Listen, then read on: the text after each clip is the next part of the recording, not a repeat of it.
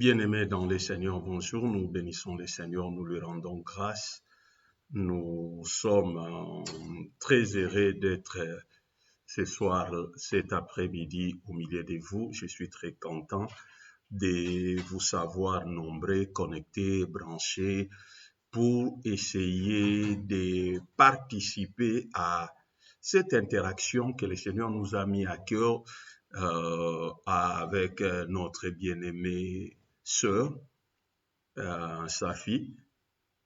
J'ai béni Dieu pour sa vie, j'ai béni Dieu pour sa recherche de Dieu et de sa parole. J'ai béni Dieu pour nous avoir, je lui rends grâce à Dieu, je lui dis merci de nous avoir accordé cette plateforme qui est sa page personnelle, afin que nous puissions partager la parole de Dieu, afin que nous puissions ensemble donner au peuple de Dieu des ressources, donner au peuple de Dieu la doctrine, la parole discutée. Nous ne sommes pas en train de dire que nous avons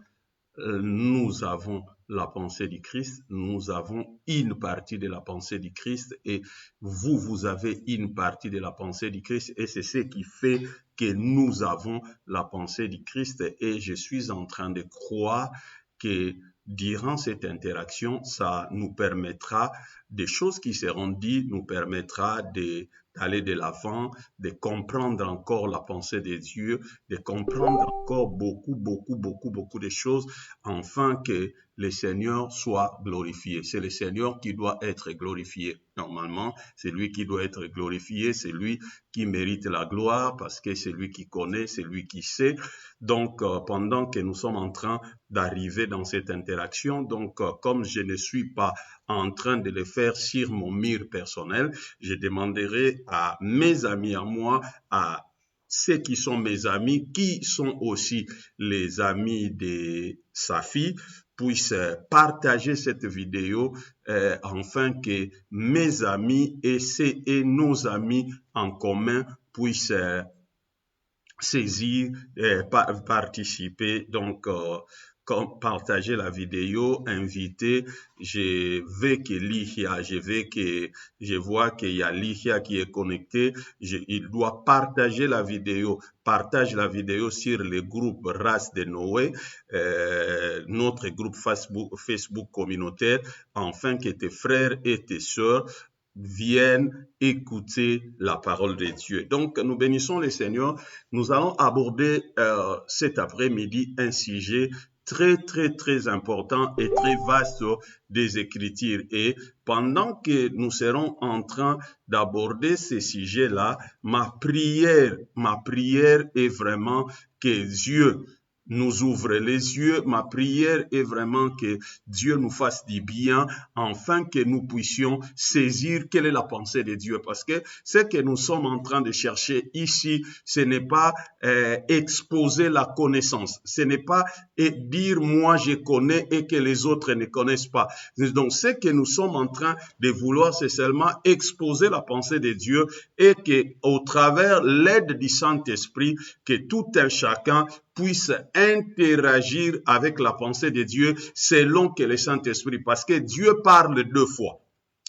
Dieu parle deux fois. Premièrement, Dieu parle au travers du prédicateur. Alors, si tu n'écoutes que le prédicateur, tu risques d'écouter ce que Dieu a dit au prédicateur.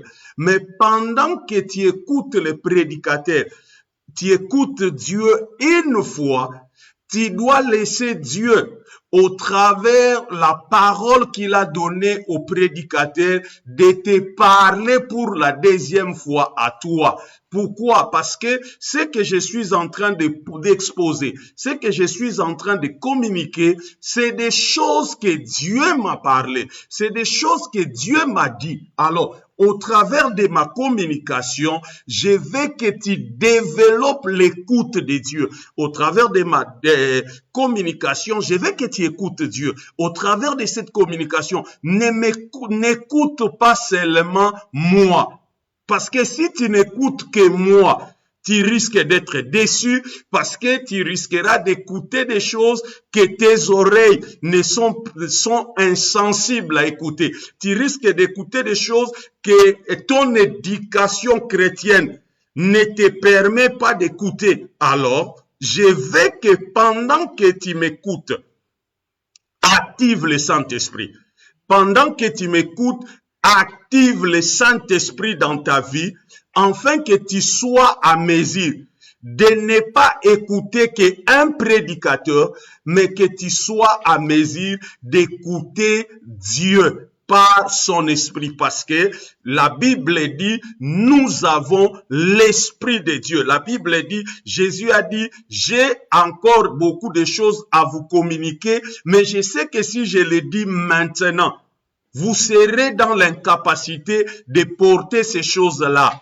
Mais laissez que lorsque le consolateur, le Saint-Esprit viendra, celui-là vous conduira dans la vérité. Lorsqu'il vous conduira dans la vérité, il vous permettra de connaître,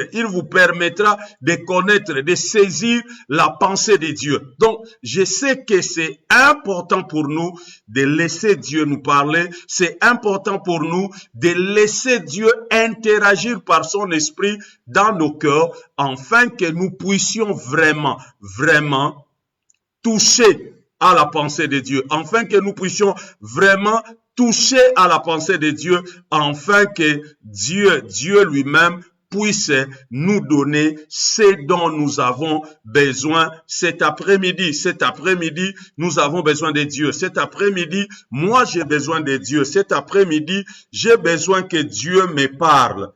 Cet après-midi, j'ai besoin que Dieu me parle et je veux vraiment que quelqu'un soit à mesure de toucher Dieu et de toucher Dieu. Donc, je demanderai à Lihia, si possible, de partager cette vidéo à une personne qui s'appelle Hélène Rit Kengele. Hélène Rit Kengele, elle m'envoie un message parce que elle me dit, il est 16 heures, mais elle ne sait pas me voir. Donc, je ne sais pas si vous avez l'image, mais moi, on dirait à mon niveau, je n'ai pas d'image. Donc, mais nous continuons à partager la parole de Dieu. Donc, vous envoyez, partagez cette vidéo-là de mon mire vers Hélène Rit Kengele. Hélène Rit Kengele. Donc, c'est une de nos sœurs qui veut Hélène Rit Kengele. Hélène Rit Kengele. Donc, je vais demander à Abigail, si elle est en ligne, Abi, si possible, partage cette vidéo à cette personne-ci. Je vais moi-même écrire son nom pour voir si elle peut venir à cette interaction au travers de cette identification. Hélène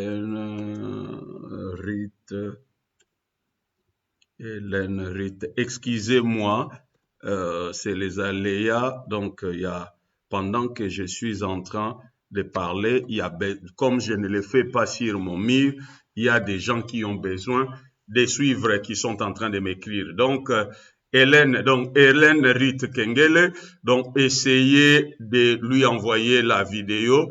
Donc, Titi, tu envoies la vidéo à d'autres personnes de Charis pour qu'ils puissent les voir. Ok, c'est bon. Donc, je crois que ceux qui devaient être là sont là, parce que tout le monde savait que c'était 16 heures. Ceux qui devaient être là sont là. Donc, je ne sais pas si Abigail me donne combien de temps, mais je vais essayer de parler le plus possible, afin de permettre à tout le monde de suivre la parole de Dieu et de saisir la pensée de Dieu. Donc, bien-aimés dans le Seigneur, cet après-midi, nous sommes en train de partager la parole de Dieu et nous sommes en train de discuter autour d'un thème très important. Le thème de cet après-midi est la volonté permissive de Dieu? Est-elle doctrinalement biblique ou c'est une doctrine des démons? Pourquoi j'utilise l'expression doctrine des démons? Ce n'est pas moi qui utilise ça, mais c'est dans la parole de Dieu. La parole de Dieu dit, dans les temps de la fin, il y aura la doctrine des démons. Il y aura la doctrine des démons. Il y aura la doctrine des démons qui seront propagées parce que les gens seront dans la démangeaison d'écouter des bonnes choses et ils vont écouter la doctrine des démons. Ils seront en train de propager ou d'écouter la doctrine des démons. Alors, je vais parler de la volonté de Dieu. Elle est permissive ou elle reste la volonté de Dieu. Maintenant, lorsque je vais vraiment faire une élaboration systématique, parce que souvent lorsque les chrétiens discutent, interagissent ou partagent la parole de Dieu, ils le font d'une manière superficielle que c'est difficile de saisir la pensée de Dieu là-dedans, parce que vous ne savez pas au fait qu'est-ce qu'ils sont en train de dire, parce qu'ils sont superficiels et que ils ne sont que superficiels et que ce sont des choses qui sont en train de ramasser comme ça. Pourquoi? Parce que tout simplement, il n'y a pas de fondement biblique. Alors, Bernard Rems, si vous voulez passer, vous pouvez passer. Si vous voulez rester, parce que la sagesse et l'esprit de Dieu vous aurez conduit d'abord à rester, à écouter ce qu'on dit et à être, pas à être dit. J'étais en train de dire ceci, que nous parlons de la volonté de Dieu.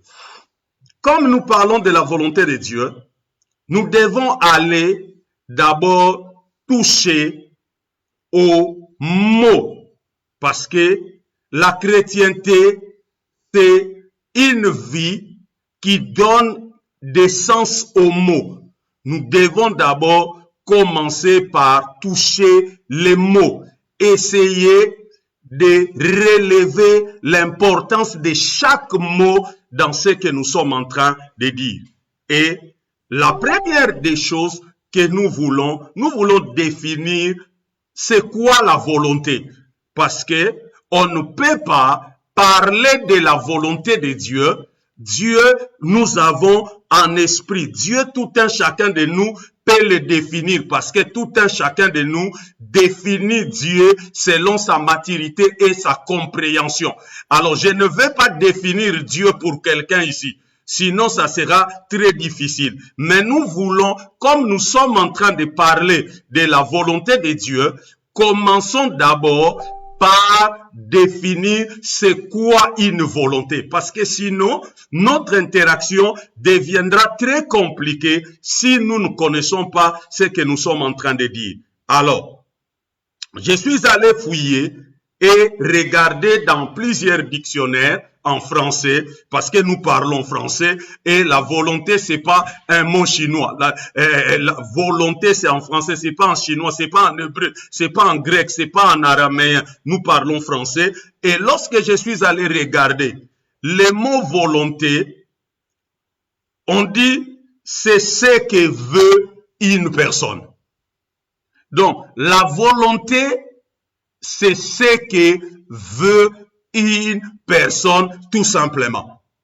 Donc, la volonté, c'est ce que veut une personne. Et je veux que nous gardions cela en esprit. Et je veux même à la régie, si c'est possible, qu'on nous écrive cette définition en caractère majuscule. Comme ça, tout un chacun de nous gardera dans son esprit que la volonté, lorsqu'on dit volonté, c'est tout simplement ce que veut une personne.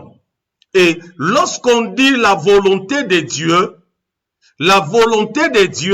c'est ce que Dieu veut.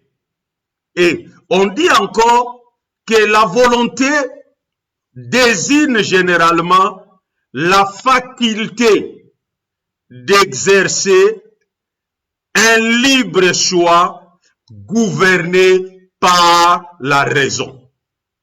La volonté, c'est aussi la faculté, la volonté, elle désigne généralement aussi la faculté d'exercer un libre choix gouverné par la raison. Un libre choix gouverné par la raison. C'est ce qu'on appelle la volonté. Donc cela veut dire quoi? La volonté de Dieu, c'est Dieu exerçant un libre choix gouverné par la raison. Pas par les déraisonnements, mais par la raison. Donc, quand on dit la volonté de Dieu, c'est tout simplement ce que Dieu veut. Ce n'est pas ce que les hommes veulent. Ce n'est pas ce que les hommes les poussent à vouloir. Ce n'est pas ce que les hommes choisissent pour lui. La volonté de Dieu est égale ce que Dieu veut, basta. La volonté de Dieu aussi, c'est Dieu exerçant un libre choix gouverné par la raison. Pourquoi gouverné par la raison? Parce que la raison nous permet à savoir ce qui est mieux et ce qui n'est pas mieux pour nous. Donc cela veut dire quoi? Quand on dit gouverné par la raison, c'est parce que Dieu sait ce qui est meilleur pour lui. Pourquoi on dit Dieu sait ce qui est meilleur pour lui? À cause, de sa souveraineté, et deux, à cause de son omniscience. À cause de son omniscience. Dieu est omniscient. Dieu connaît tout. Dieu connaît l'avenir. Cela veut dire quoi? Lorsque Dieu fait un libre choix, ou lorsque Dieu déclare ce qu'il veut, il le dit en conséquence de sa connaissance de l'avenir. Il le dit parce qu'il connaît ce qu'il veut, ce que ça va, son bon vouloir, ce que ça va produire dans les années à venir ou dans les jours à venir. Donc, et cette volonté de Dieu, ce libre choix de Dieu de gouverner par la raison, c'est quoi la volonté de Dieu? La volonté de Dieu, c'est les intentions de Dieu. La volonté de Dieu, c'est ce que Dieu a comme intention. C'est ça sa volonté. La volonté de Dieu, c'est quoi? La volonté de Dieu, ce sont les buts de Dieu. Ce que Dieu a comme but. Ce que nous appelons les buts de Dieu. Volonté de Dieu. La volonté de Dieu, ce sont ses buts. La volonté de Dieu, c'est le but de Dieu. La volonté de Dieu, c'est les plans de Dieu. Donc, tout ce que Dieu a comme plan, c'est ça ce qu'on appelle la volonté de Dieu. La volonté de Dieu, j'ai dit, c'est les intentions de Dieu. La volonté de Dieu, c'est le but de Dieu. La volonté de Dieu, c'est le désir de Dieu. Ce que Dieu désire, c'est ce qui fait sa volonté. La volonté de Dieu, ce sont les désirs de Dieu. C'est ce que Dieu désire. Ce que Dieu veut, c'est ses désirs. La volonté de Dieu, ce sont ses desseins. Ce sont ses desseins, ses plans. Que les hommes, c'est cette volonté-là que l'humanité doit faire. Maintenant, vous devez comprendre une chose. La volonté de Dieu, c'est pas quelque chose de léger ou de banal. Pourquoi? Parce que la volonté de Dieu était et un thème fondamental dans l'enseignement de Christ. Lorsque vous suivez l'enseignement de Christ, la volonté de Dieu est un point fondamental et essentiel. Christ a beaucoup parlé de la volonté de Dieu. Christ a beaucoup insisté sur la volonté de Dieu. Et en parlant et en insistant beaucoup sur la volonté de Dieu, cela nous fait comprendre sa place pour nous dans notre vie ou sa place pour nous en tant que chrétiens. Maintenant, dans l'enseignement de Jésus, je vais lire certains versets parce que j'avais dit, je vais faire vraiment une élaboration systématique pour nous permettre de saisir. Je vais lire certains versets qui nous démontrent l'importance de la volonté de Dieu dans l'enseignement de Jésus ou dans la doctrine de Jésus. On lit Luc chapitre 7, verset 30. La Bible dit ceci. Nous sommes dans le livre de Luc chapitre 7, verset 30. La Bible dit ceci.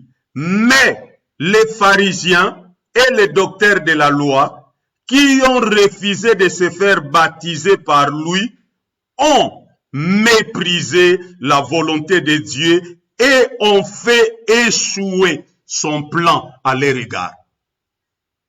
Les pharisiens. Or, là, nous voyons la volonté de Dieu. Cela veut dire quoi? Les baptêmes des gens était la volonté de Dieu. Pourquoi? Parce que Dieu avait un but derrière ces baptêmes. Dieu avait des intentions derrière ces baptêmes. Dieu avait un plan derrière ces baptêmes. Dieu avait des désirs derrière ces baptêmes. Voilà pourquoi, lorsque les pharisiens et les docteurs de la loi ont refusé de se faire baptiser, on dit ils ont méprisé la volonté de Dieu. Ils ont méprisé la volonté de Dieu. Hervé, tu peux lire plus haut, j'ai défini la volonté de Dieu. Parce que si je recommence à définir la volonté de Dieu, maintenant, ça fait déjà 20 minutes que je parle, 25 minutes, donc j'ai déjà défini la volonté de Dieu. Soit tu l'auras en différé, soit lis les textes que à la régie, ils sont en train d'écrire plus haut, vous allez voir. Ou bien, ceux qui sont à la régie, répondez au frère Hervé ce que nous avons dit par rapport à la volonté de Dieu. Luc chapitre 7. Pour dire la volonté de Dieu, ce sont les intentions de Dieu, les plans de Dieu, les désirs de Dieu, les desseins de Dieu pour un domaine ou pour une réalité ou pour une personne. C'est la volonté de Dieu, on a dit c'est ce que Dieu veut. La volonté de Dieu, on a dit c'est son libre choix gouverné par la raison. Donc, je vais vraiment pas revenir là-dessus. Maintenant, on va aller plus loin. Actes des Apôtres chapitre 2.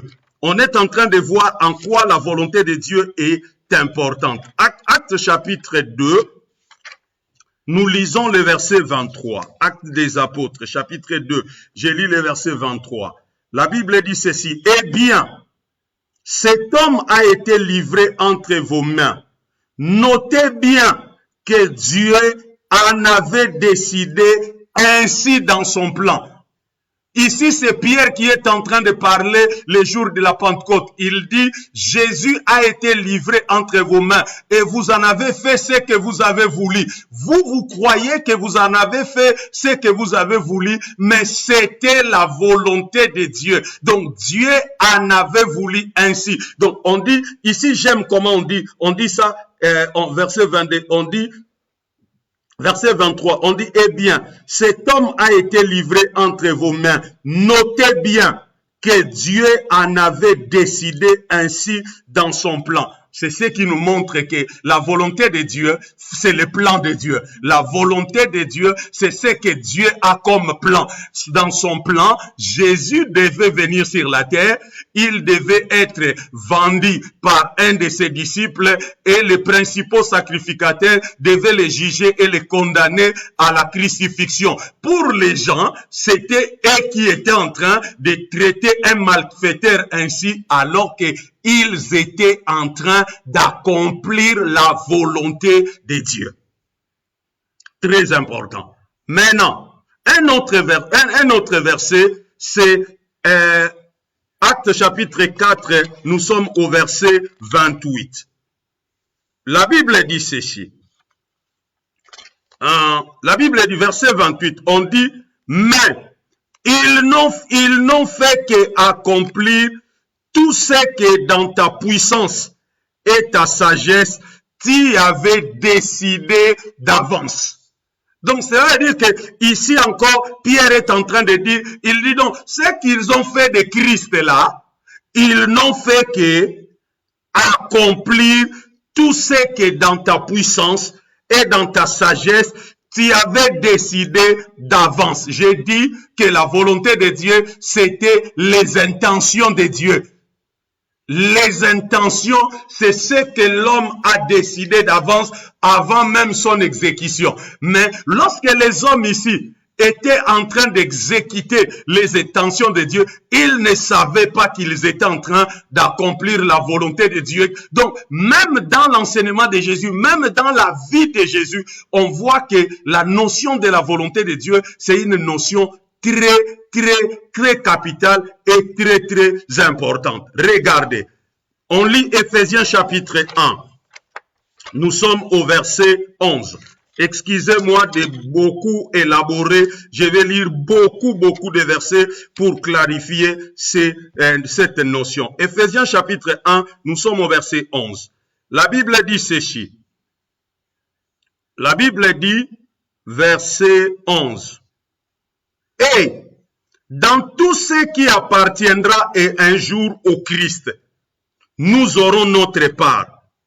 Il dit, c'est en Jésus que cela se fera, c'est en lui aussi que nous avons été déclarés héritiers par décret de celui qui a le pouvoir d'accomplir tout ce que sa volonté a décidé. Cela veut dire quoi? Ici, Paul est en train de parler de notre position de co-héritiers de Christ. Il dit, c'est en Christ que nous sommes devenus les co-héritiers. Et tout ce que Christ a, nous les aurons. Comment nous les aurons? À cause de celui qui a le pouvoir. À cause de celui qui a le pouvoir. À cause de celui qui a le pouvoir d'accomplir tout ce que sa volonté a décidé. Cela veut dire que Dieu a une volonté qu'il a décidée et que nous allons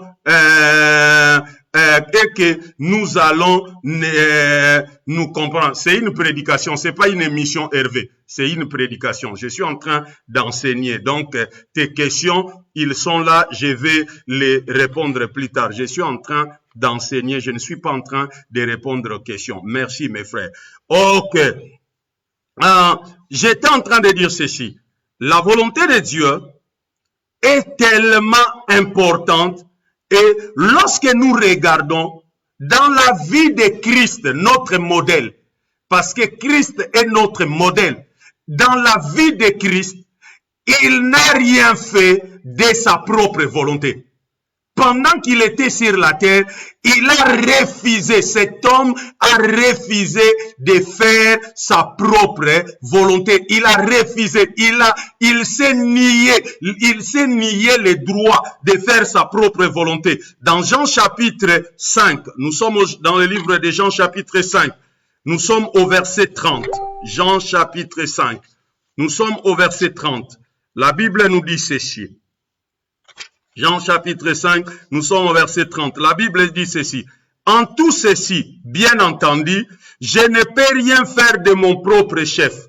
Je juge seulement comme le Père me le demande et selon les informations que je reçois, mon verdict est juste. Car il ne s'agit pas pour moi de réaliser mes propres désirs, mais de faire la volonté de celui qui m'a envoyé. Christ est notre modèle. Christ est notre modèle. Et il est là pour nous montrer à l'Église et à ses disciples que voilà, je suis venu sur la terre pas pour accomplir ma volonté, c'était pour accomplir la volonté de celui qui m'a envoyé. Et je l'ai accompli, je l'ai achevé. Alors vous aussi, à votre tour, faites la même chose que moi.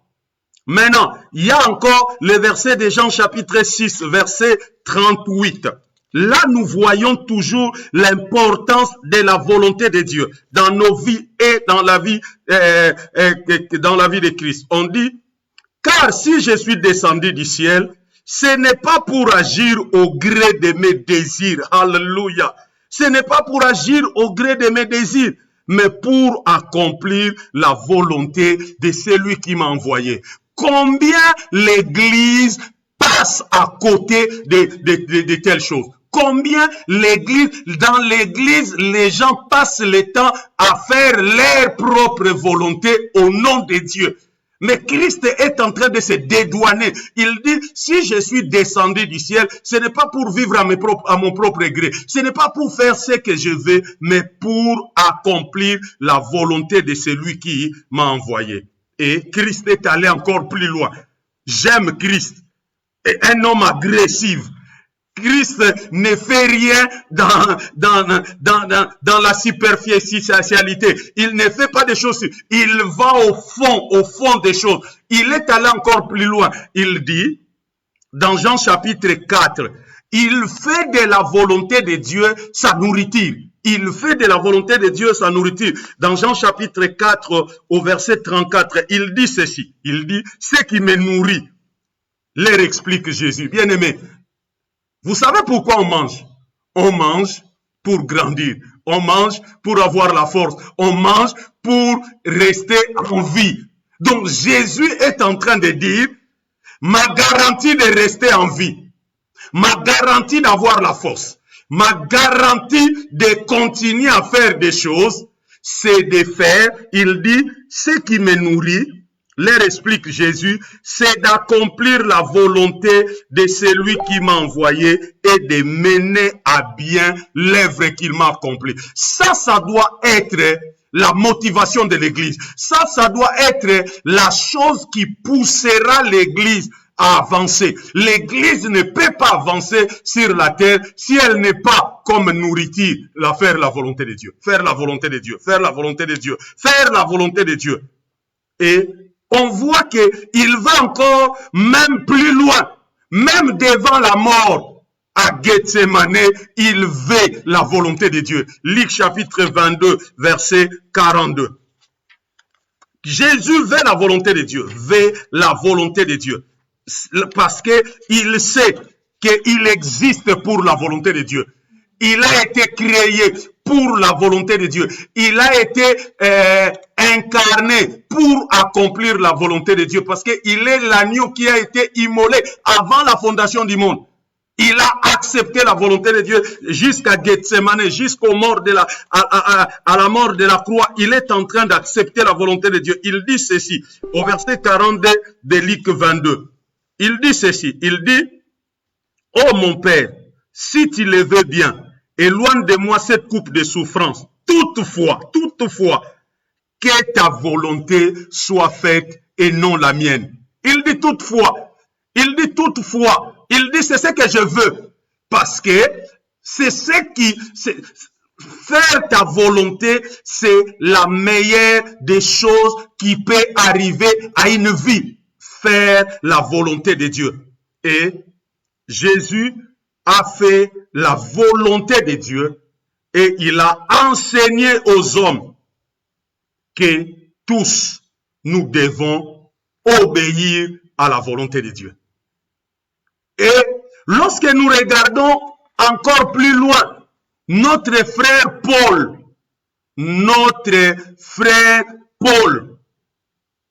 se présente plusieurs fois comme apôtre selon la volonté de Dieu.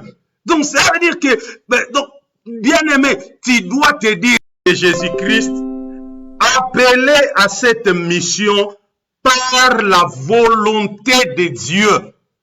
Par la volonté de Dieu. Appelé à cette mission par la volonté de Dieu. Dans 2 Corinthiens, chapitre 1, 2 Corinthiens, deuxième épître de Paul aux Corinthiens, au chapitre 1, Paul dit encore la même chose aux Corinthiens. Il leur répète encore la même chose. Il dit, Paul, apôtre de Jésus-Christ, par la volonté de Dieu. Dans le livre des Éphésiens, au chapitre 1, au verset 1, écoute ce que Paul dit. Paul dit, Paul, choisi par Dieu pour être apôtre de Jésus-Christ, choisi par Dieu. Donc cela veut dire que Paul est en train de montrer, comme on a dit, la volonté de Dieu fait partie du plan de Dieu. La volonté de Dieu fait partie des choix de Dieu. Dans Colossiens chapitre 1, nous sommes dans le livre de Colossiens chapitre 1, au verset 1er, Paul est en train de dire ceci. Paul il dit ceci. Il dit, Paul, envoyé de Jésus-Christ par la volonté de Dieu. Maintenant, là nous voyons des modèles. Nous voyons notre frère Paul et nous voyons notre Seigneur comme modèle. Mais maintenant, le chrétien est appelé à faire la volonté de Dieu de tout son cœur. Quand on est sauvé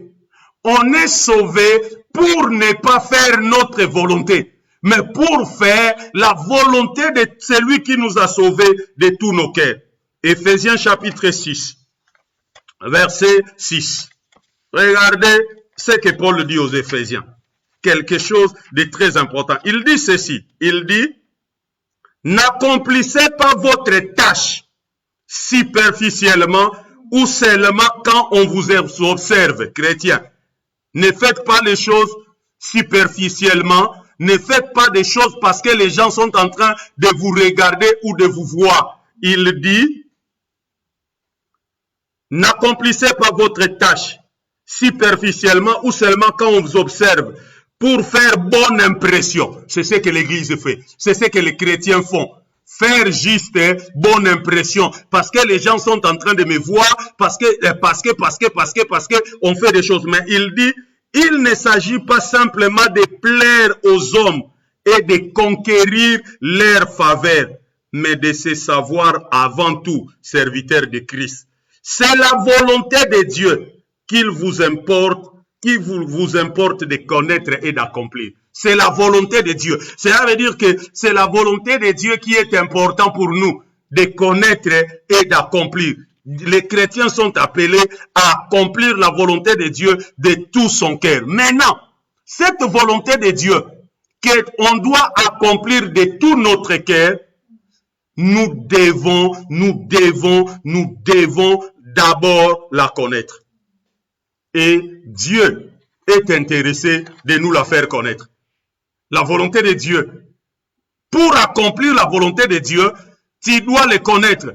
Et Dieu est intéressé de nous faire connaître sa volonté. Dieu est intéressé. Dieu ne cache pas sa volonté. Il a dit ça à Abraham. Il a dit, cacherai-je à mon ami Abraham mes intentions? Jésus a dit, je ne vous appelle plus serviteur, parce que le serviteur ne connaît pas ce que fait son maître. Voilà pourquoi je vous appelle les amis, parce que les amis connaissent la volonté de leur maître, la volonté de leur ami. Donc cela veut dire que Dieu est intéressé. Lorsque vous lisez Romains chapitre 1, le verset 18 à 20, vous verrez que parce que Dieu a fait, l'homme peut découvrir et lire la volonté de Dieu. La Bible dit ils sont inexcusables. Les hommes sont inexcusables de dire qu'ils n'ont pas connu la volonté de Dieu. Dieu est intéressé à nous faire connaître la volonté de Dieu. Et nous pouvons, Paul dit même, nous pouvons même être remplis de la connaissance de la volonté de Dieu. Nous pouvons même être remplis. Donc cela veut dire que la connaissance de Dieu, la connaissance de la volonté de Dieu, les chrétiens ne doivent pas même s'hasarder à les négliger ou comment aller. Non, nous pouvons être remplis. Regardez ce que Paul dit aux Colossiens. Colossiens chapitre 1, au verset 9. J'avais dit que ça, c'est pas une prédication. C'est vraiment une élaboration systématique pour donner un ton et après nous allons entrer dans la problématique.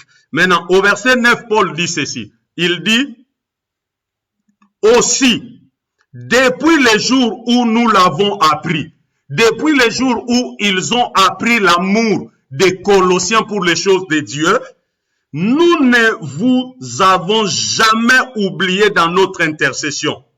Nous demandons à Dieu que vous puissiez connaître et comprendre toujours mieux sa volonté.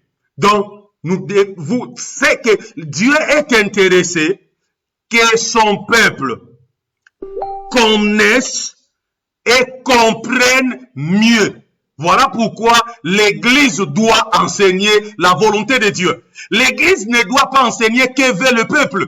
Aujourd'hui, les gens passent le temps à enseigner que veut le peuple, que veut le diable. Les gens donnent du travail aux gens, on enseigne que veut le diable. On enseigne que veut le peuple. On veut donner au peuple ce qu'ils veulent et puis on veut être au service du diable. Mais ici, on est en train de voir clairement, on nous dit que Dieu est intéressé que l'Église, parce que pour que Paul dise que nous sommes en train de prier pour ça, et donc cela est l'intention de Dieu. Il dit aussi, depuis les jours où nous l'avons appris, nous vous avons jamais oublié dans notre intercession.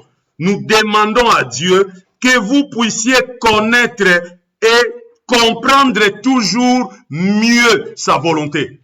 Comprendre, connaître et comprendre. Ça doit être la prière de l'Église. Ça doit être le désir de l'Église. Seigneur, fais-moi connaître ta volonté. Seigneur, je vais connaître de mieux en mieux. Et Dieu est intéressé. Dieu n'est pas un égoïste. À ceux qui cherchent la volonté de Dieu, Dieu leur fait connaître. Parce que Abraham n'avait pas prié, mais dans son cœur, il voulait la volonté de Dieu et Dieu lui a fait connaître sa volonté pour sa vie. Il lui a fait connaître sa volonté même pour Sodome et Gomorrhe. Il lui a fait connaître sa volonté pour sa famille. Il lui a fait connaître sa volonté pour ses descendants. Bien, mais c'est très important. Nous comprenons quelle est la volonté de Dieu si nous nous laissons toujours à nouveau remplir de l'Esprit de Dieu. Tu veux connaître la volonté de Dieu, tu dois te laisser remplir de la volonté, remplir de l'Esprit de Dieu. Parce que Jésus a dit, j'ai beaucoup de choses à vous dire, mais vous ne pouvez pas les saisir maintenant. Mais lorsque j'enverrai les consolateurs, Jean chapitre 14, verset 26, lorsque j'enverrai les consolateurs, l'Esprit du Seigneur, il va vous révéler des choses cachées que vous ne connaissez pas. Il va vous révéler des choses parce qu'il ne parlera pas de lui-même. Il va vous révéler des choses. Donc, bien aimé, Dieu est intéressé de nous faire connaître sa volonté. Et si tu veux connaître la volonté de Dieu, essaye de te laisser toujours remplir à nouveau de l'Esprit de Dieu, car l'Esprit de Dieu connaît la volonté de Dieu. Bien aimé, je ne voulais pas faire cette interaction sans clarifier la notion de la volonté de Dieu, son importance pour Jésus, notre modèle, et son importance pour nous en tant qu'Église, si nous voulons réaliser ce pourquoi nous existons. L'Église est la volonté de Dieu. L'Église existe parce que c'est la volonté de Dieu. Nous prions parce que c'est la volonté de Dieu pour accomplir la volonté de Dieu. Maintenant, si je dois revenir maintenant pour discuter de notre sujet, ce que beaucoup étaient en train d'attendre, je vais lire un verset dans le livre de Deutéronome, chapitre 6, verset 4.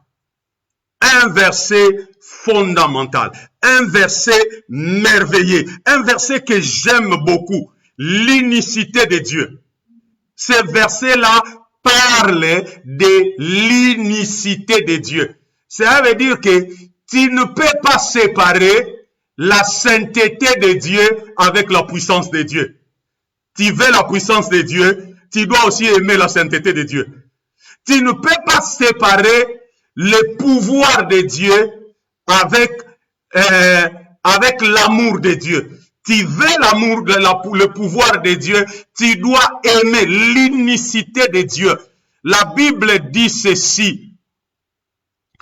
Écoutez, ô Israël.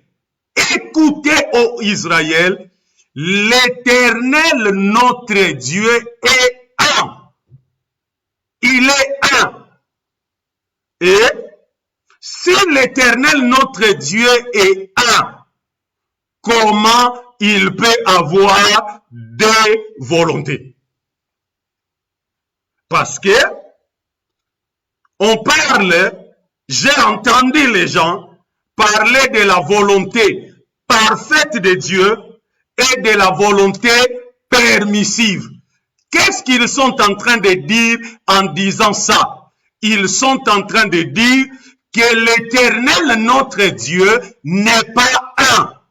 Parce que même un humain ne peut pas avoir des volontés. Même un humain imparfait ne peut pas avoir des volontés, mais l'Éternel, notre Dieu, qui est un, les êtres humains, pour quel intérêt, moi je ne sais pas, c'est eux qui le savent, veulent lui donner des volontés. Un Dieu, mais qui a des volontés. Et ce qui est encore dangereux dans cette théorie de la volonté permissive, ils vont trop loin pour dire que Dieu a une volonté permissive. Cela veut dire l'autre volonté, c'est la volonté parfaite. Donc ils disent volonté permissive. Et maintenant, si notre Dieu est parfait, comment il peut se trouver en lui une volonté imparfaite? Quelle bassesse! Comment on peut réduire Dieu comme un humain? Même un humain n'a pas de volonté, mais on veut nous faire croire que Dieu, qui est un, a des volontés. Cela veut dire il a une volonté qui est parfaite et une autre volonté qui est imparfaite. Donc ça veut dire que quand les gens disent ça, que la volonté parfaite de Dieu, cela veut dire qu'ils sont en train vraiment, c'est dans l'aveuglement. Donc quand il dit la volonté de Dieu, elle est une et indivisible, et cette volonté, elle est parfaite. Si Dieu a des volontés, cela veut dire une parfaite, une permissive, cela veut dire que Dieu devient imparfait. Par quoi? Parce que sa deuxième volonté est imparfaite. Maintenant, je vais l'expliquer encore. Quand on dit permettre pour ceux qui veulent comprendre, En français, permettre et vouloir, c'est deux mondes différents. Permettre et vouloir, c'est deux mondes différents. Je dis ceci. Dieu est souverain. Il peut permettre tout, même ce qu'il ne veut pas. Dieu est souverain. Dans sa souveraineté, il peut permettre tout, même ce qu'il ne veut pas. Même les hommes le font. Alors, à combien plus forte raison les hommes sans souveraineté permettent des choses qu'ils ne veulent pas seulement pour la paix des ménages. Il y a des choses que tu acceptes chez toi à la maison. Tu dis ça pour permettre, ce n'est pas volonté permissive. Permettre, c'est permettre, vouloir, c'est vouloir. Donc, quand tu mélanges vouloir et permettre, tu es en train de créer quelque chose qui n'existe pas. On ne peut pas mélanger vouloir et permettre. On peut vouloir et permettre. On peut vouloir sans permettre. On peut permettre sans le vouloir. Cela veut dire Dieu n'a pas de volonté. Dieu peut permettre une chose. Il a permis. Dieu peut permettre une chose. Les gens qui défendent la doctrine de la volonté permissive de Dieu, ils donnent le texte de 1 Samuel 10. Et lorsque vous regardez dans 1 Samuel 10,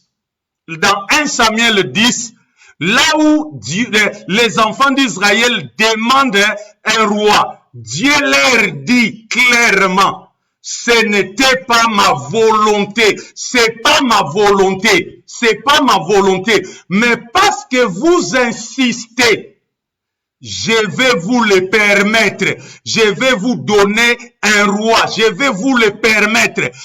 Ce n'est pas sa volonté, mais Dieu le permet. Il dit, je vais vous le permettre. Mais il montre les conséquences de la permission de Dieu lorsque ce n'est pas sa volonté. Il dit, la chose que je ne veux pas, que je vais vous permettre, va vous créer des problèmes.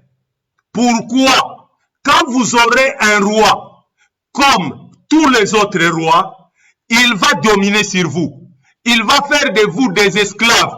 Il prendra vos enfants. Et vous avez vu la fin, comment Saoul s'est terminé. Parce que Saoul n'était pas dans la volonté de Dieu. Et Saoul a fait compromettre quelque chose que Dieu a juré. Un homme l'a fait compromettre. Dieu avait juré lors de la guerre d'Amalek. Dieu avait fait jurer lors de la guerre.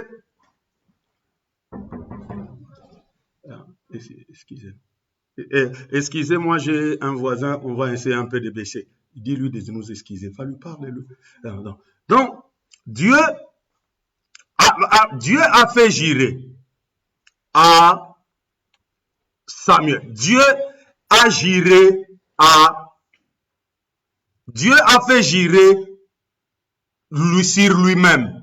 Il a dit qu'il exterminerait Amalek de la surface de la terre.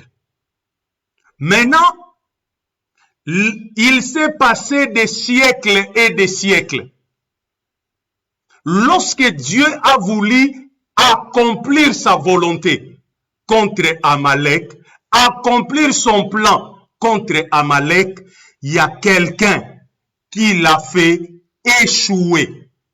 Pourquoi? Parce que Dieu a dit à Saoul, va, extermine Amalek, détruis Amalek, ne laisse rien. Mais lorsque Saoul est allé là-bas, il a détruit, mais il a caché. Quand Samuel est venu, il lui a dit, l'obéissance vaut mieux que les sacrifices. La désobéissance, c'est comme de la sorcellerie. Donc, ce que nous sommes en train de dire, c'est quoi? Vouloir et permettre sont des réalités très différentes. Tu peux permettre une chose sans le vouloir. Dieu a permis. Les gens qui parlent de Saoul, oui, Dieu a permis que Saoul soit roi, mais ce n'était pas dans sa volonté. Maintenant, le danger, c'est quoi? Lorsque Dieu permet quelque chose qui n'est pas dans sa volonté, il met la mort là-dedans. Psaume chapitre 106, verset 16. Il dit, il leur a donné ce qu'il voulait, mais il a mis, il leur a donné. Non, il leur a donné il leur a donné ce qu'ils ont voulu, mais à l'intérieur, il a fait quoi? Il a mis la mort.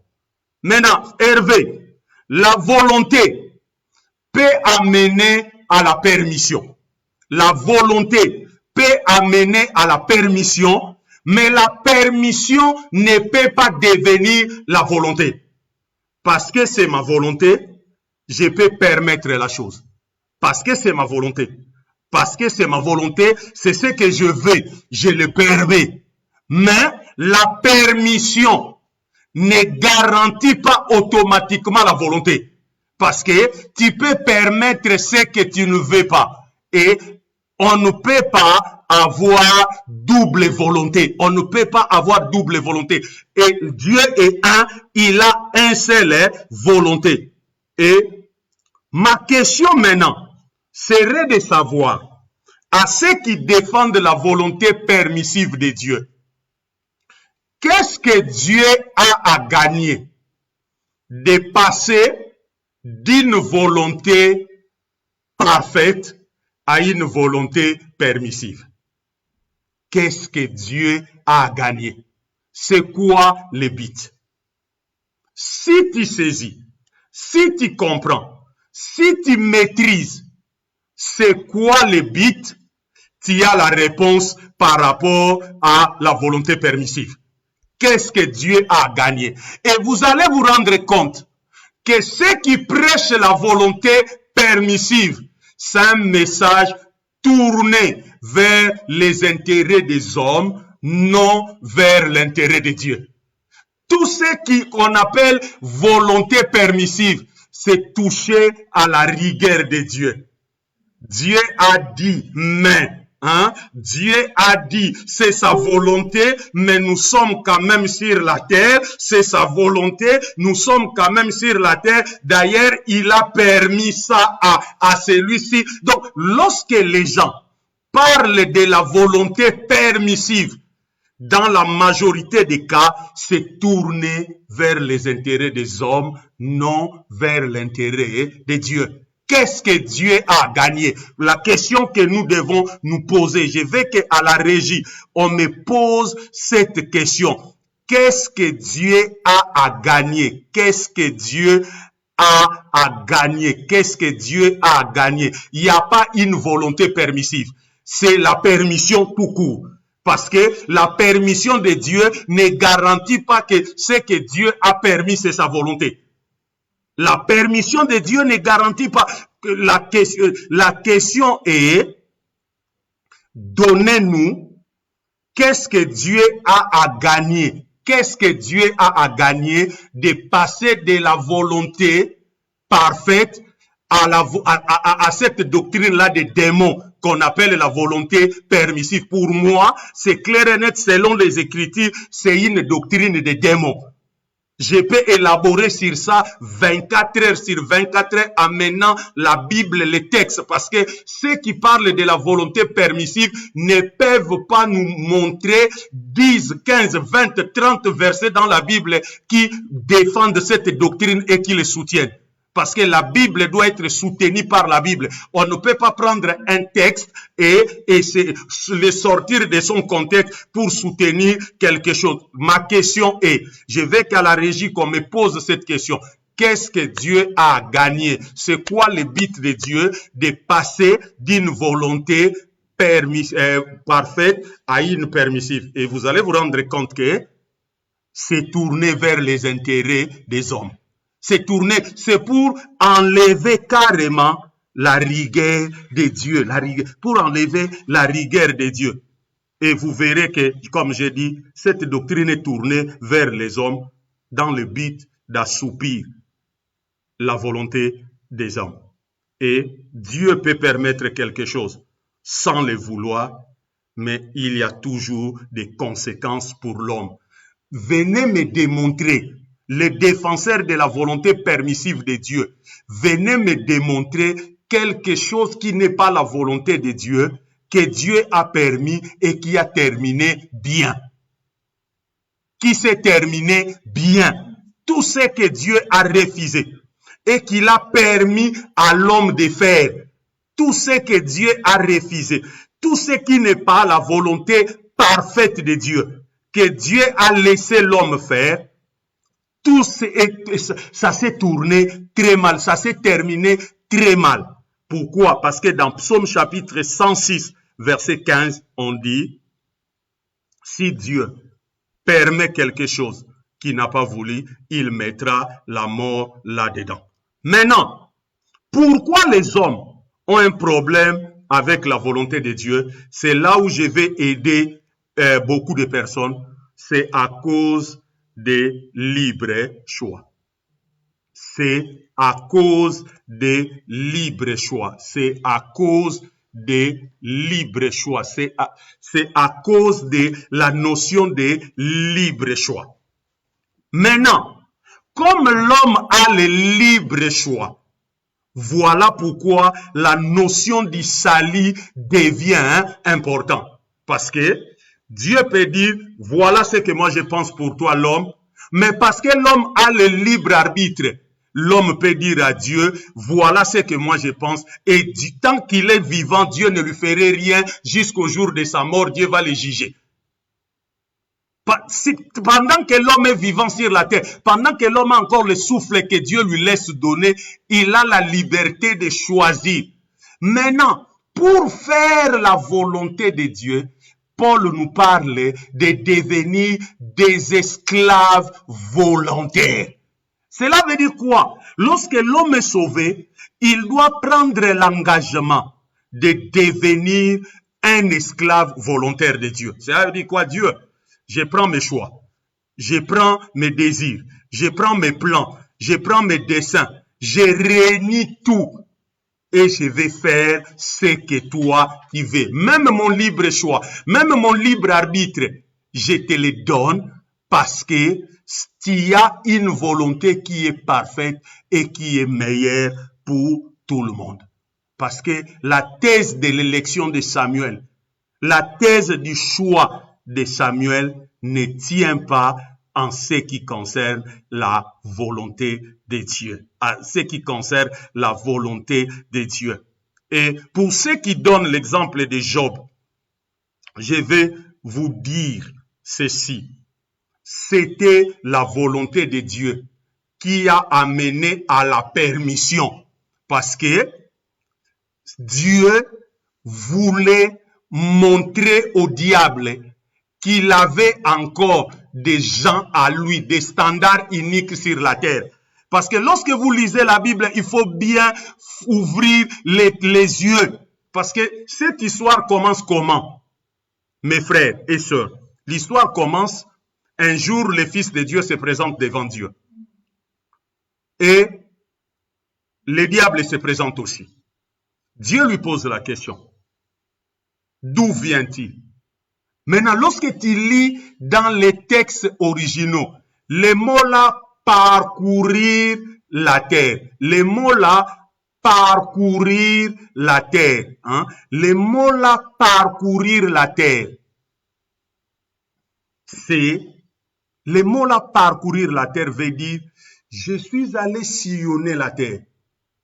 Essayer de voir que les hommes sur la terre sont là où je les ai mis et en train de faire ce que tu as fait quoi? Ce que moi je veux. Maintenant, quand il a dit ça, ça a créé une turbulence dans le domaine de l'esprit. Dieu lui a dit, petit, faites attention dans ce que tu es en train de dire. Même si toi tu crois que sur la terre, tout le monde est là où tu les as garés en train de faire ce que toi tu as dit, il lui a dit, as-tu vu mon serviteur Job. As-tu vu mon serviteur Job? Le diable, maintenant, il était KO. Il n'avait rien à dire. Il devait chercher un échappatoire. Il dit, oui, je l'ai vu, mais tu sais, cet homme-là, Job, il fait ce qu'il fait, il est ce qu'il est à cause de ça. Dieu, maintenant, dans sa volonté, il permet au diable de toucher. Si ce n'était pas la volonté de Dieu, le diable n'allait pas toucher Job. Si ce n'était pas la volonté, il n'allait pas le faire. Il n'allait pas le faire. Il ne pouvait pas le faire. Il n'allait pas le faire. Et donc, mon frère Hervé, pour terminer, parce que nous sommes arrivés à la fin, je vais répondre à ton commentaire que je suis en train de voir là. C'est que tu dis pourtant dans les parler, vous dites la volonté permissive. Je n'ai jamais dit la volonté permissive. J'ai dit permettre n'amène pas toujours à la volonté. Et puis, c'est la volonté qui amène à la permission. Si tu veux, tu peux permettre. Mais tu peux aussi permettre sans le vouloir. Ce n'est pas tout ce que Dieu permet qui est dans sa volonté. Donc voilà pourquoi on ne peut pas parler de la volonté permissive. On a dit clairement dans cette interaction que l'Éternel, notre Dieu, est un. Si Dieu est un, mon frère docteur Hervé, toi là, tu n'as pas de volonté, mais tu crois que Dieu a des volontés. Le problème, c'est la volonté. La volonté est définie par ce que quelqu'un veut, ce qu'une personne veut. Tu n'as pas deux volontés, mais tu veux que Dieu ait des volontés. On ne va pas discuter des termes. Hein? On ne va pas discuter vocabulaire. Je ne suis pas fort en français. Je ne suis pas professeur de français. Mais ce que je sais, vouloir et permettre, c'est deux choses différentes. Permettre descend de vouloir, mais vouloir ne peut jamais descendre de permettre parce que tout ce que tu permets n'est pas la garantie que tu le veux.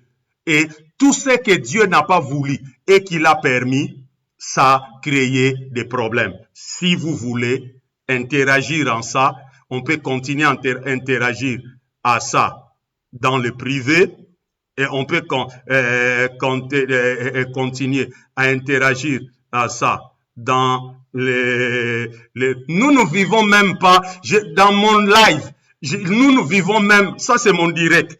Dans mon direct, c'est illégal de dire que nous vivons la volonté permissive et la volonté absolue. Non, non, non. Dieu a une seule volonté, elle est absolue et elle est parfaite. Donc, si on fait la volonté absolue et parfaite de Dieu, on a la vie. Si on fait ce que Dieu nous laisse faire malgré nos caprices, parce qu'on a le libre arbitre, ça va nous amener à la destruction. Vraiment, c'était un grand plaisir pour moi de faire cette interaction, parce que il y avait difficulté de faire l'émission avec la sœur Safi et elle m'a demandé d'enseigner. Donc, c'était un enseignement. J'ai dit au début, je ne vais pas te parler toi, parce que si tu m'écoutes moi, tu risques de sortir ici sans écouter Dieu. Mais je prie au nom de Jésus-Christ que le Saint-Esprit te permet, au travers mes paroles, au travers les textes que j'ai donnés, de faire quoi? D'écouter Dieu. Parce que Dieu parle deux fois. Il te parle premièrement par le prédicateur. Pourquoi? Parce que le prédicateur a écouté Dieu. Il vient exposer ce que lui, il a écouté.